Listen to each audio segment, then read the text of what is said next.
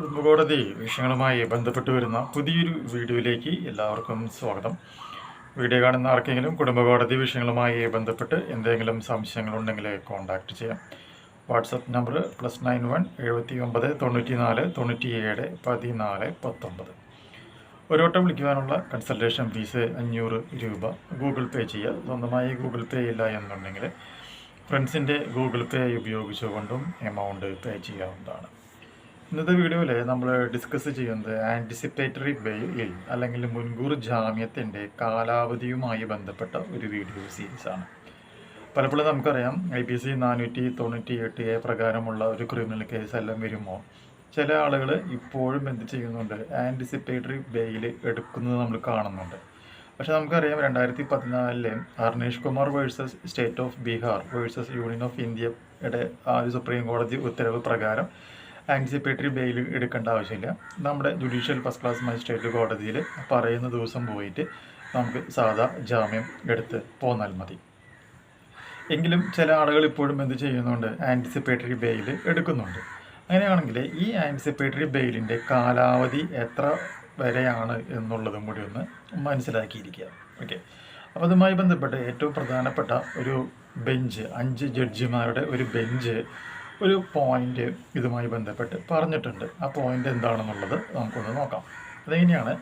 5 judge constitution bench headed by justice Arun Mishra, including justice Indira Banerjee, Vineet Saran, MR Shah and S Ravindra Bhat. ഇവരാണ് ജഡ്ജിമാർ.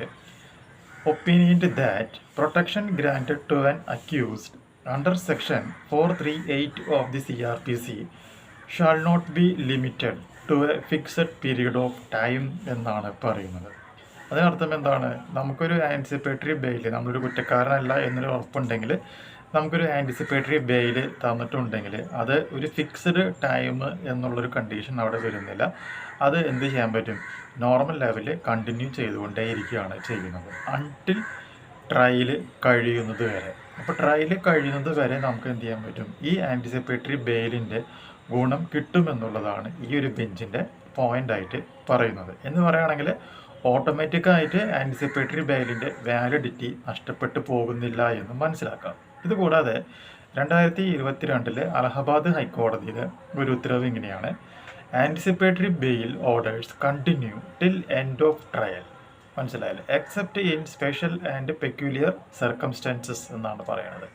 അപ്പോൾ ഒരു ആൻറ്റിസിപ്പേറ്ററി ബെയിൽ എടുത്ത് കഴിഞ്ഞിട്ടുണ്ടെങ്കിൽ അലഹബാദ് ഹൈക്കോടതി എന്താ പറയുന്നത്? ട്രയൽ കഴിയുന്നത് വരെ അതിനെന്തുണ്ടായിരിക്കും? വാലിഡിറ്റി ഉണ്ടായിരിക്കും. ഒരിക്കലും അത് ഓട്ടോമാറ്റിക്കായിട്ട് അതിൻ്റെ വാലിഡിറ്റി ഇല്ലാതെ ആകുന്നില്ല എന്നാണ് പറയുന്നത്. പ്രത്യേകിച്ചൊരു കാര്യം മനസ്സിലാക്കണം, ബെയിലിൽ പറയുന്ന കണ്ടീഷൻസ് എല്ലാം നമ്മൾ എന്ത് ചെയ്യണം? അനുസരിക്കുകയും വേണം.